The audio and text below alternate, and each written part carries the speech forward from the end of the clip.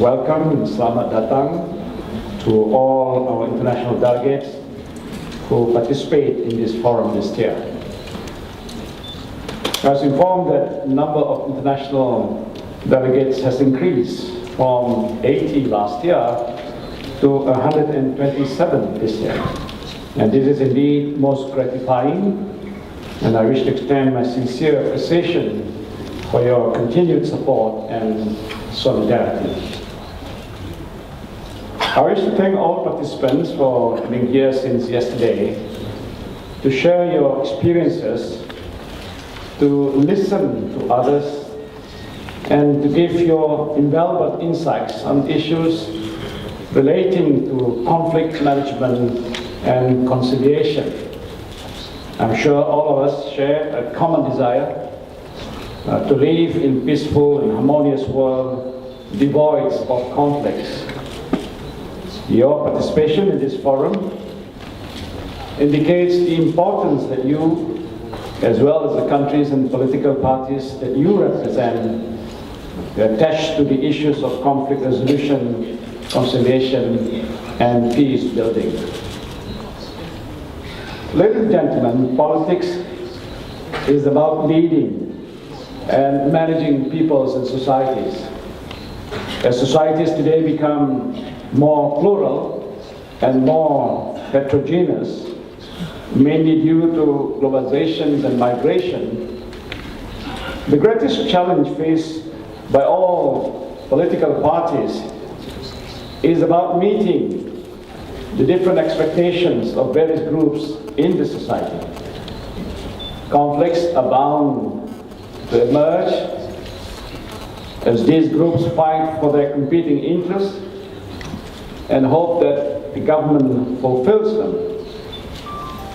And having an effective model of conflict management and conciliation is therefore pertinent to help the government secure consensus on what is best for his people and the nation. Now, when Malaysia achieved independence in 1957, thanks to the wisdom of our forefathers, we chose a political model based on cooperation, based on power sharing between political parties representing different ethnic groups in the country. The coalitions of political parties that we call Perikatan at that time, or Alliance, and later the Barisan Nasional, or National Front, served as an important mechanism for the leaders of various ethnic groups to discuss and to negotiate issues pertaining to the interests of each community that they represent. And more importantly, the major terms of the agreement are already enshrined in the Constitution, the Federal Constitution. It is interesting that in Malaysia, our Constitution not only guarantees the fundamental rights and liberties of individual citizens, but also confers specific rights and privileges for the ethnic communities. The Malays and the native of Sabah and Sarawak, as the sons of the soil, as they call it, are given special privileges, while other ethnic communities are guaranteed of their legitimate rights as citizens of this country.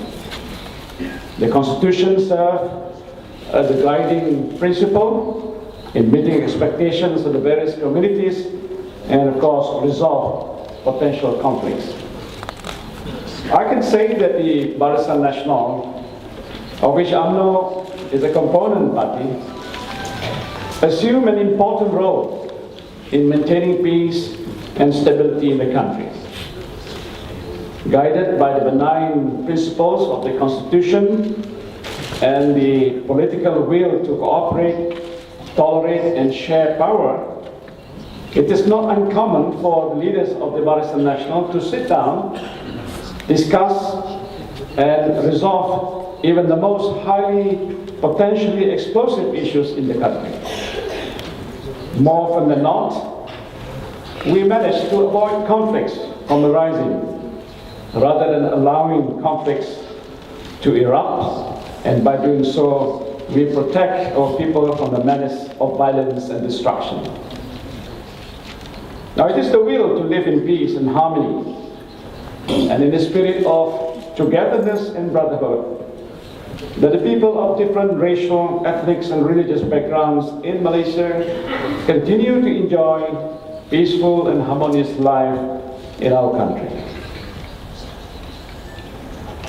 But we have to be mindful that the will to cooperate and share power among leaders of different communities alone does not guarantee continued peace and stability of the political system. More important, those in power must uphold the fundamental principles of mutual respect, understanding, and moderation in managing all issues, particularly the sensitive ones, such as matters of race and religion. Moderation here means our unwavering commitments to be fair, our commitment to be just and reasonable in all our dealings with others in our community. Now, the fact that for more than 5 decades after independence, Malaysia enjoys and continues to enjoy peace and prosperity, of course, speak volumes about the validity and the power of moderation in a multiracial society like Malaysia. We take pride in the efforts spearheaded by our Prime Minister, Dr. Sri Najib Tun Abdul Razak, to advocate the concept of moderation through his global movements of moderates, which now acclaims international recognition. Now, ladies and gentlemen, in the regional context, unmanageable domestic conflicts will have far-reaching consequences on regional peace and stability.